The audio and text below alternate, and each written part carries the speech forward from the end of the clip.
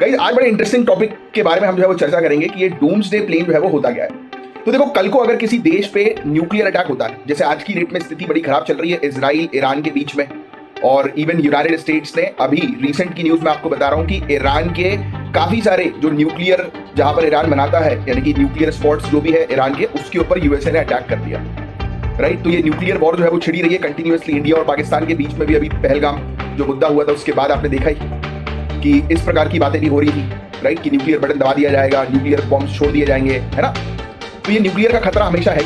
But सोचो, imagine करो कल को न्यूक्लियर अटैक होता है, राइट, और उस दौरान जमीन पे सारे कंट्रोल्स तबाह हो जाए, तो लीडरशिप देश जो है वो कैसे संभालेगी, मतलब गवर्नमेंट देश को कैसे कंट्रोल करेगी। तब इस समय काम आता है आपका doomsday plane.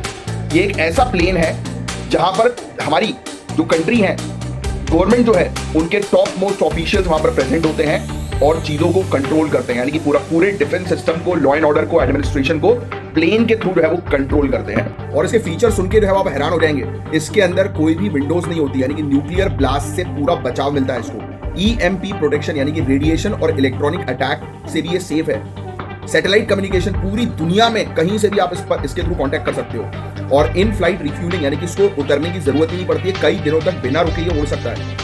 Even honourable presidents और जैसे मिलिट्री जनरल्स वगैरह जो होते हैं ना, तो ये यहीं से डिसीजन ले सकते हैं। ये उनका एक वॉर रूम है। तो ये एक स्पेशली डिजाइंड एयरक्राफ्ट होता है जिसे यूज किया जाता है न्यूक्लियर वॉर या नेशनल इमरजेंसी के टाइम पर, जब सब कुछ तबाह हो चुका है।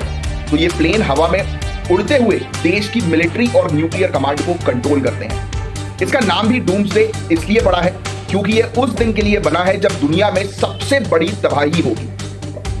और एक फैक्ट और बताता हूं, यूनाइटेड स्टेट्स के पास है E-4B नाइट वॉच, जिसे फ्लाइंग पेंटागन भी कहते हैं। रशिया के पास है II-80 मैच डोम, और चाइना भी एक बना रहा है अपना डूम्सडे प्लेन। और अब की खबर यह भी है कि इंडिया भी एक ऐसे प्लेन के डेवलपमेंट फेज में है। और इंडिया गाइस एक न्यूक्लियर आर्म्ड कंट्री है। चाइना और पाकिस्तान से लगातार सिक्योरिटी के खतरे बने रहते हैं, और अगर ऐसी इमरजेंसी में दिल्ली या कमांड सेंटर अगर हमारे टारगेट हो जाए, तो डूम्सडे प्लेन अलाउ करेगा कि ऑनरेबल प्राइम मिनिस्टर और मिलिट्री के चीफ जो है वो हवा में रहकर पूरी सिचुएशन को जो है वो संभालेंगे। तो ये काम होता है डूम्सडे प्लेन का। और अगर आपको इन्फॉर्मेशन अच्छी लगी है तो लाइक का बटन जरूर हिट करिए। हमारे इस चैनल पर हम लोग करंट अफेयर्स के लेक्चर्स गाइस अपलोड करते हैं सिविल सर्विसेज के लिए, तो वो लेक्चर्स आप रेगुलर बेसिस पर देख सकते हैं। और अगर आपको यूपीएससी सिविल सर्विसेज या यूपीपीसीएस या किसी भी स्टेट पीएससी की तैयारी करनी है, तो दिए गए नंबर पर कॉन्टैक्ट करके ज्ञान सर के स्पेशल पेड बैच को भी आप ज्वाइन कर सकते हैं। जय हिंद, सब्सक्राइब कर लीजिए चैनल को, और जय श्री महाकाल।